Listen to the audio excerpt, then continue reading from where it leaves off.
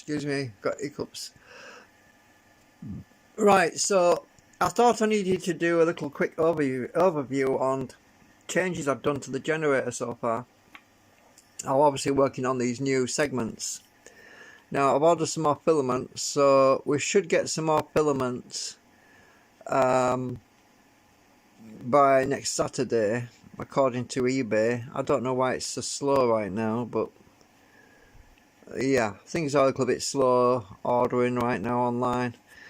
But so we should get it by next Saturday. Now, one of the main things from using the old segments as well as the new segments is the fact that, if you remember, I'd lost a lot of RPM previously, and it were somewhere around 800 RPM, 900. Now, putting the new segments in, and we're actually seeing 1400 RPM now as a pretty constant normality. So it's hovering around 1400 RPM, but it's up and down a bit because of fluctuations in the supply. But that's no problem. But the biggest improvement, if you remember previously, with this particular coil that I've got on now, which I wound, I was seeing around 600 millivolts previously, and which is just over half a volt. Now I'm seeing nearly a whole volt. It's 920 millivolt cyclic RMS. Peak to peak is 3.4 volts. Frequency, well, it's jumping around a bit. It's around 290 hertz. It's the reason for the frequency jumping around is because the waveform is a bit uneven right now. The waveform is uneven because I'm using alternate segments. So some of my segments are the old segments, some of my segments are the new segments. So there's a bit of a mismatch there, but that's not a big problem.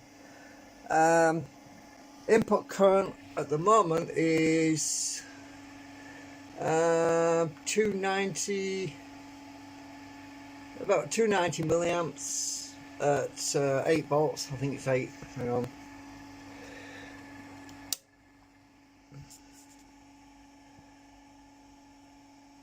Eight 8.2, 8.4, something like that.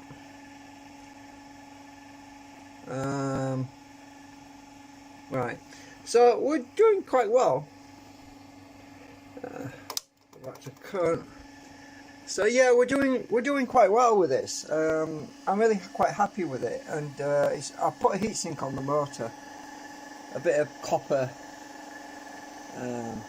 It's actually from a water tank. It's the thin copper you get from the water tank. It's some stuff I went to a copper recycler recently and got some cheap copper. And it's just to keep the motor from burning up. I don't want to burn it out, you see, but the current's pretty low anyway, which it just means I can leave it running longer, so I don't have to keep turning it off when I'm worried about it getting too hot. So it keeps the temperature of the motor down. So I've got thermal coupling on the motor there now. It just means that it doesn't, because you see, with the motor being inside a plastic shroud, it doesn't get very good air cooling. The only place it was getting cooling before was through the actual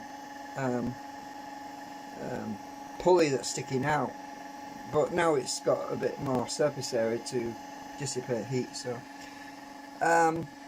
it's running very quiet. I've just got it on top of the printer right now because I'm only measuring the oscilloscope readings. I've been letting it run because I wanted to see if the bearings would run in a bit, because obviously these are new bearings. And leaving it to run in for a while, it just helps the bearings wear in a bit, because anything new needs a bit of a wear in, because it frees them up a bit more when it's been running. So yeah, I'm pretty happy with that. So I mean, it's almost a volt on that coil, so I mean, that's pretty good. I mean, as I measured previously, we'll get around 50 milliamps out of it, which is better than the pitiful amount I had previously on a previous test, when I was getting about was it 13, 14, 15 milliamps or something on a previous test. Oh yeah, which is a damn sight better than it was, and we're at a good RPM. Obviously, I'm not doing the 1466, but that's to be expected because we've got better coupling, we've got extra magnets in there. I have a lot more magnetic flux to switch. That's why I'm working on these new segments. That's why I want to get these new segments printed, because they have a lot less drag on them. They're a lot less cogging on them. I was doing some. Let's just reach over. Right, I'll get my. I just put a few magnets in here because I run out of the big ones. I've had to put a few small ones in there because I was running out of magnets. But we've got a pretty strong magnetic field there. Here's my gauge. As you can see, we've got a good magnetic field there, right? This particular design has a lot less drag on it, much less drag on it. It actually wants to spin around that way because it's repulsing. So when it starts to twist sideways, it means it's doing its job and it's pushing back. So when I bring it to here, which is on that edge there, there's virtually no pull attraction at all there. It's virtually none. When we get there, it's enough to pull it along, but not much. You can see it sliding along a bit, but as I move it there a bit, you can see it will no longer pull this along. Look, at that point, it's very weak there. And if I move it to the centre, watch this, you'll see where it starts to grab it there. Right in the middle, it grabs it there, look. Right? Move it slightly to the side. There. I'm going downhill a bit here. Move it to the side a bit, just there, in between there. Is it about here somewhere? Yeah, it releases. It actually releases about this point here. As you can see, it's no longer dragging this lot along. So we have, as I get closer, it starts to pull it there. As you can see, it's moving it backwards and forwards. Move it up to the other side, and it's releasing it there. So that's pretty cool. I mean, that shows you how little drag this particular arrangement has. If I turn it around the other way, right, now we'll do the same test on this side, the opposite side. That actually has even less drag in the middle there, look. And it pulls there, look. Move it along a bit, and it releases there. So that shows me how this thing can be flipped around and it can be reversed to find the optimum minimum drag. We have good coupling through there. So get my gauge again. Yeah, we have some good coupling. Obviously, these magnets are not as strong as the ones that are in the rotor assembly because I've only got some little ones in there. I've only got 3 of the big ones and 2 little ones. So and the little ones are N30. What is it? N42s or something? I don't know. I can't remember. But there's only 3 N52s in there. But yeah. So this configuration, this arrangement, I'm going to go with that because I like the design, which I've been working on, and it also gives me the option of flipping it around, so I can actually try it in 2 configurations, which is really if you look at the design, it's actually based on a recording playback head.